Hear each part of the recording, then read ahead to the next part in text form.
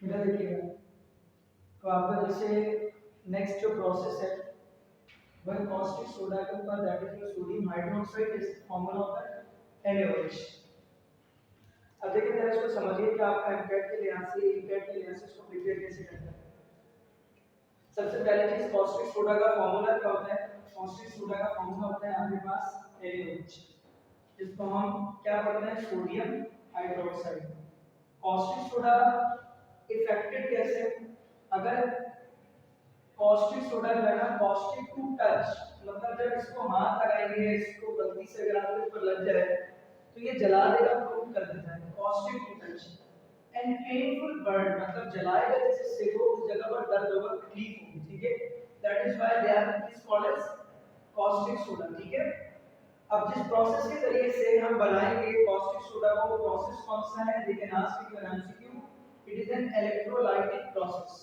ये कोई thermal process नहीं है, ये कौन सा प्रोसेस है बेटा, इलेक्ट्रोलाइटिक प्रोसेस। तो ये इलेक्ट्रोलाइटिक प्रोसेस का मतलब ये होता है एक ऐसा प्रोसेस जिसमें इलेक्ट्रिसिटी दे रहे हैं तो केमिकल रिएक्शन हो, ठीक है। दो प्रोसेस होते हैं, पहले होता है इलेक्ट्रोकेमिकल सेल, या चलो जब हम इसको जाएंगे सॉल्यूशन इलेक्ट्रोलाइट्स का तो आपको बता दूंगा, इसके ऊपर डिस्कशन करने का फायदा नहीं है।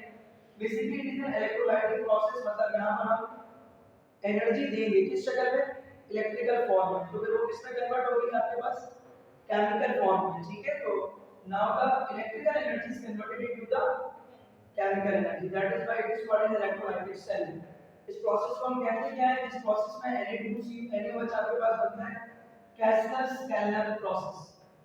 नेक्स्ट MCQ यही है आपका यहाँ से कि NaOH बनाने के लिए जिस सेल को यूज किया जाता है, जिस डिवाइस को यूज किया जाता है, उस डिवाइस का नाम क्या है, कैस्टर-केलर सेल नाम है, और इस प्रोसेस को हम क्या बोलते हैं, कैस्टर-केलर प्रोसेस कहते हैं, ठीक है। So Castner Kellner cell, that is an electrolytic cell and it this process is called Castner Kellner process. अब यहाँ पर बड़ा एक कंफ्यूजिंग पॉइंट है, अभी इससे पहले आपने पढ़ा था 28% by mass solution of sodium chloride is called Bryan.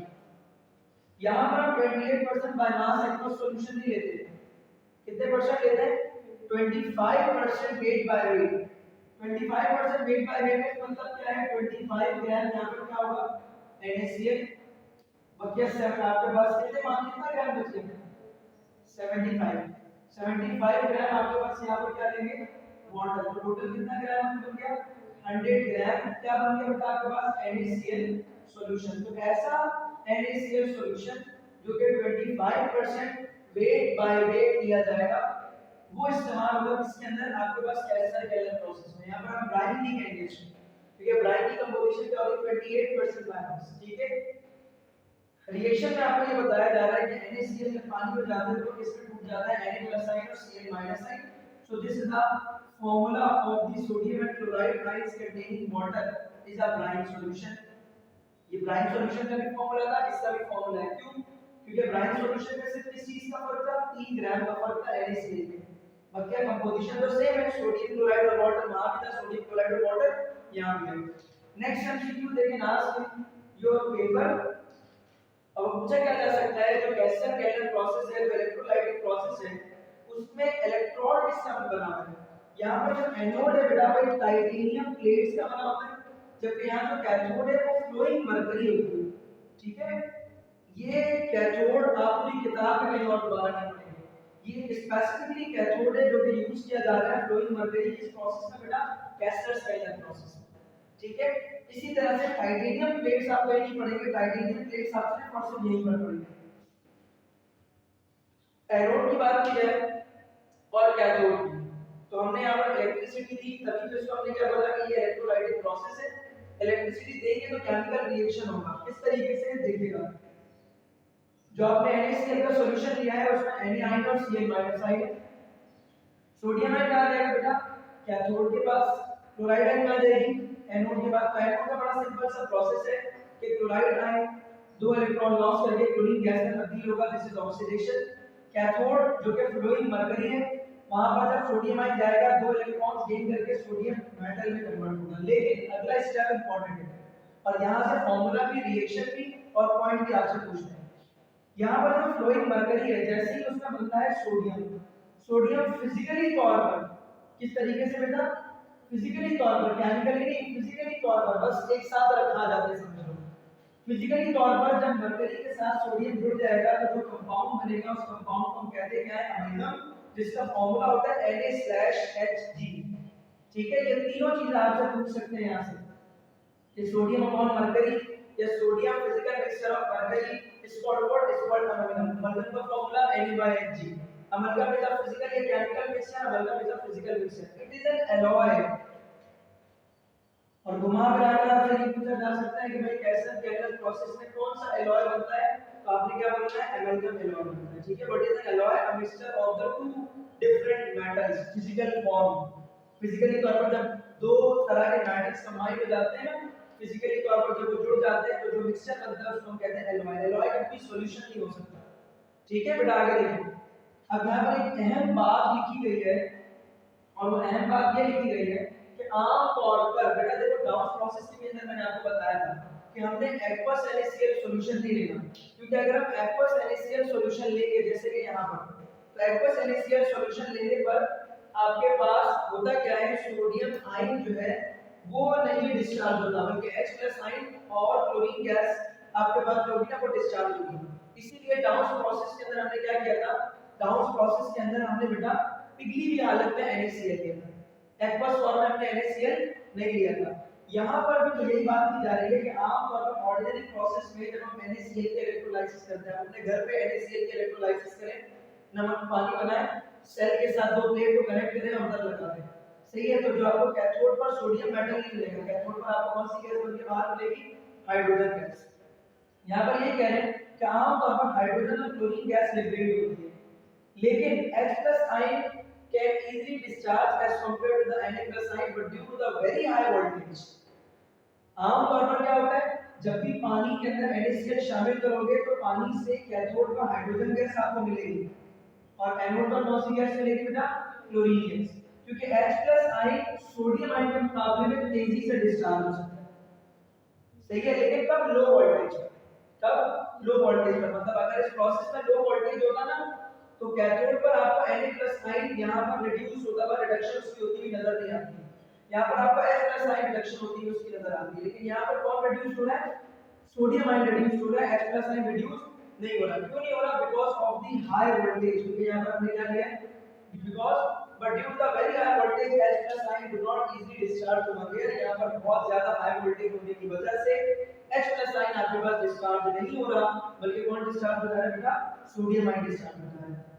अच्छा, इस प्रोसेस में दो पार्ट्स होते हैं, या सेल को आम जुबान में कहा जाता है कि दो सेल हैं, जहां पर आपके पास बेटा क्लोरीन गैस प्रोड्यूस हो रही होगी किस कंपार्टमेंट में, और उसी कंपार्टमेंट के अंदर सोडियम इलेक्ट्रॉन के साथ मिलकर सोडियम मेटल बना लेता है और फिर अमलगम बना लेता है। ये प्रोसेस कहां पर चल रहा होता है बेटा, प्राइमरी सेल प्रोसेस, जो कि आपकी बुक्स में डायग्राम बनी हुई है। तो ऊपर की तरफ एक कंपार्टमेंट बना होता है, फिर यहां से चीजें निकल कर आती है, फिर डेन्यूलर में चली जाती है। तो डेन्यूलर को हम कंसीडर करते हैं सेकेंडरी सेल, और ये पूरा जो कंपार्टमेंट ऊपर मौजूद होता है इसको हम कंसीडर करते हैं प्राइमरी सेल। तो ये जो दोनों प्रोसेस है ये कहां पर बने बेटा, प्राइमरी सेल में, और यहां से अमलगम निकलता हुआ अब कहां चला जाएगा बेटा, डेन्यूलर में, and Daniell is considered as secondary cell.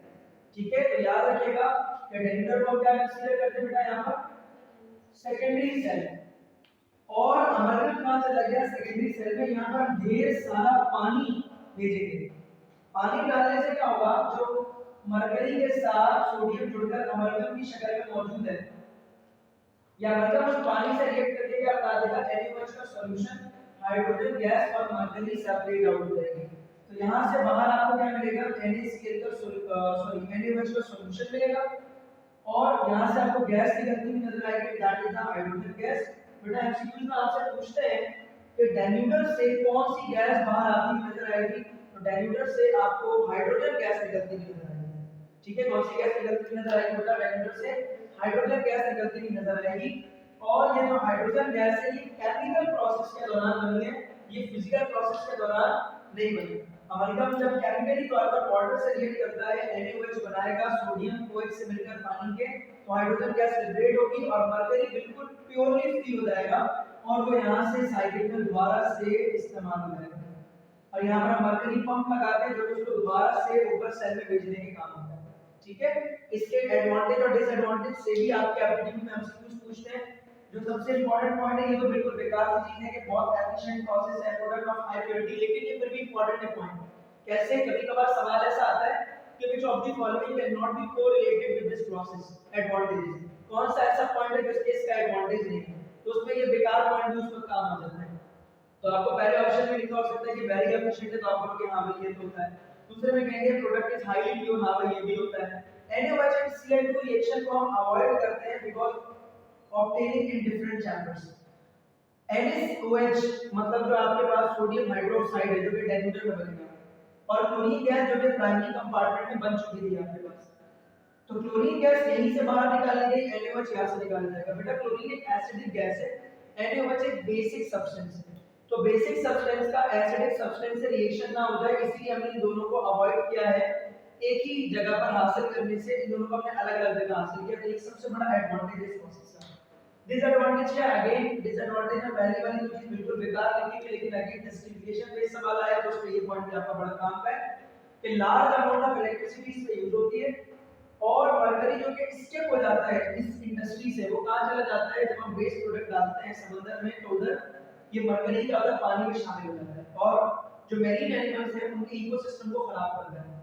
कैसे? मैरीन एनिमल्स के अंदर इकोसिस्टम का मतलब क्या होता है? प्राइमरी पे, सेकेंडरी कंज्यूमर पे, टर्शियरी कंज्यूमर। स्मॉलर एनिमल्स की स्किन के अंदर ये जाकर उनमें कैंसर्स क्रिएट करवाता है, जिसकी वजह से फूड चेन से वो मछलियां है वो एलिमिनेट हो सकती हैं, और फूड चेन पे डिस्टर्ब होगी। तो फूड चेन अगर डिस्टर्ब हो गई तो प्राइमरी कंज्यूमर से सेकेंडरी को इतनी एनर्जी नहीं मिलेगी, सेकेंडरी से टर्शियरी को कम मिलेगी, और फिर ये पूरी फूड चेन क्या हो जाएगी? डिस्टर्ब हो जाएगी। ठीक है, so this is your all about which process respective reactor that is caustic soda with sodium hydroxide is